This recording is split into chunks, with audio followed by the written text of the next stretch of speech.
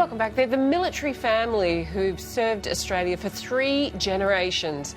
Father and son, Paul and Sam Jordan, have been deployed everywhere from Iraq to Afghanistan and Rwanda throughout their service. And this Remembrance Day, we're celebrating veterans like them, both past and present, and honour their service to Australia. And we're delighted to say that Paul and Sam join us in the studio. Guys, thank you so much for coming in, and thank you for your service as well. Thank you. Sam, why is Remembrance Day important to you?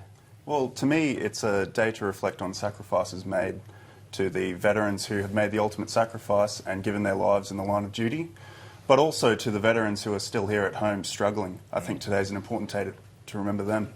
And like you mentioned, we are 3 generations of Australian military, but that's also 3 generations of Australian families that have also sacrificed. And I think it's important to remember them today as well.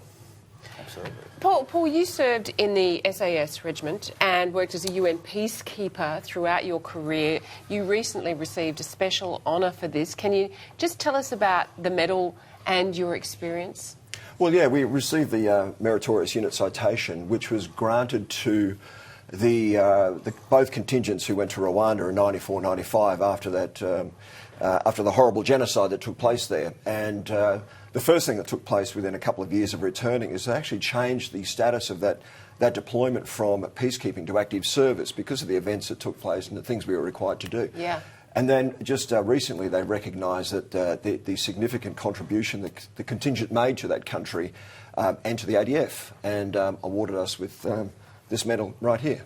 And I'm grateful to the Honours and Awards people for expediting the delivery of this, because I did inform them that I was doing these events on Remembrance Day, and I wanted to show this off on behalf of the both contingents. Yeah, absolutely. It's a great honour. Sam, let's talk about being, I guess, the son of a serviceman, a grandson of a serviceman.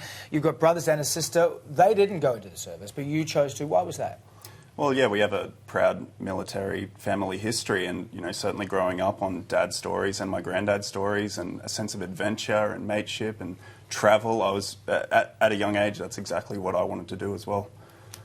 And so, Paul, you struggled to return to civilian life after leaving the army. What can you tell us about that? Well, we went to Rwanda, and while I was in Rwanda, a small group was sent to a refugee camp to provide medical support, and I took one of my soldiers. There were infantry sections, nurses and doctors, and our job was to provide medical support as all these refugees were being pushed back to their villages. All was forgiven. The genocide was a year ago. It didn't quite work out like that, and the local Rwandan army decided that they would massacre as many of those people as they possibly could, while we were trying to save lives, protecting those who were trying to save lives, and hunkering down behind sandbag walls as thousands of bullets rained in overhead, and rockets and mortars and everything else. So, young soldiers and young Defence Force personnel, it was all 3 services, watching without being able to do anything while children were being murdered and executed and butchered in front of their eyes and bayoneted to death and decapitated. It was an awful, awful thing. The idea that then you come back to society and you're meant to just go home and be a normal person, it doesn't work like that. It's a very, very difficult process to be able to adapt to normal life. And I think that, Sam, I think you spoke to it before, that today is a day to remember that and think about our servicemen and women who've served and them coming back today.